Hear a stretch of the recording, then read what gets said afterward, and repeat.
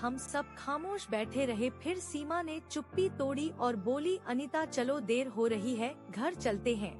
मैं राजेश के मम्मी और पापा को नमस्ते करके उठी और बाहर आ गई। बाहर आकर मैंने दरवाजे से फिर पलट कर देखा तो राजेश बहुत गहरी नींद में सोया हुआ मालूम पड़ा। घर आकर हम दोनों ने बहुत देर तक गप्पे मारी, मैं उसके और वो मेरे कॉलेज के किस्से पूछती रही। हम दोनों दिन भर हंसते रहे और बातें करते रहे, पता ही नहीं चला कि कब शाम हो गई। अचानक मौसा जी की गाड़ी की आवाज आई तो हम कमरे से बाहर आए। मौसा जी को देखते ही जाने क्यों मुझे राजेश का ध्यान फिर से आ गया। मैंने पूछा, मौसा जी राजेश कैसा है? अब मौसा जी ने कहा, पता नहीं बेटा, मैं लौटते वक्त वहाँ से नहीं होकर आया और फिर अब तो उसके मम्मी पापा आ गए हैं, कोई जरूरत होगी तो हमें बता ही देंगे वो लोग। बात तो मौसा जी की सही थी, पर जाने क्यों मुझे ऐसा लगा कि राजेश के मम्मी पापा की आ जाने से हमारा फर्ज तब नहीं हो जाता। पर जाने क्यों मैं कुछ कह नहीं पाई। रात को जब खाना खाकर हम सोने के लिए सीमा के कमरे में गई तो सीमा ने अचानक मुझसे पूछ लिया, अनीता क्या बात है,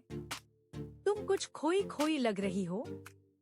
मैंने सकपका कर कहा, नहीं तो ऐसा कुछ भी नहीं है पागल, मैं भला राजेश के बारे में क्यों सोचने लगी। ये कहते ही मैंने अपनी जीभ काट ली। अनजाने में मेरे मुंह से मेरे मान की बात बाहर आ गई। तभी सीमा हंसने लगी, बोली, पकड़ी गई ना चोरी।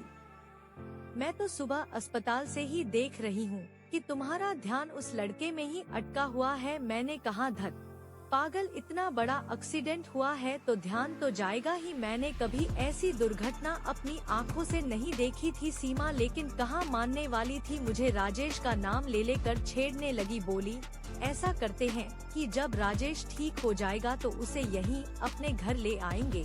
क्यों, कैसा रहेगा? मैंने कहा, तेरा घर है, जिसे चाहे रख, मुझे क्या। ऐसे ही हंसी मजाक करते करते हमें नींद आ गई। रात को अचानक मेरी नींद खुली, ऐसा लगा कोई मुझे हिला रहा है। मेरी आँख खुली तो देखा कोई नहीं था, सीमा दूसरे बेड पे आराम से सोई हुई थी। अचानक मुझे ध्यान आया कि मैं क्या सपना देख रही थी। सपने में मैंने देखा कि राजेश हमारे घर के बाहर खड़ा है, उसके शरीर पर कोई चोट या पट्टी नहीं है और वो एक गहरे नीले रंग की टी शर्ट और जीन्स पहने हुए खड़ा है। टी शर्ट पे लिखा है आई लव यू और उसके हाथों में एक फूलों का गुलदस्ता है। मेरी मौसी बाहर गई तो उसने पूछा कि क्या अनीता यहाँ रहती है? तो मौसी जी ने कहा कि हाँ, अंदर आ जाओ बेटा। अंदर आकर वो मेरे पास आया और फूलों का गुलदस्ता मेरे हाथ में देकर बोला, थैंक यू। मैं शर्मा गई, मेरी कुछ समझ में नहीं आया कि क्या कहूँ। वहीं पर मौसी जी और सीमा भी तो थी। तभी सीमा ने जोर से मेरा हाथ पकड़ा और हिलाकर बोली, कुछ तो बोल।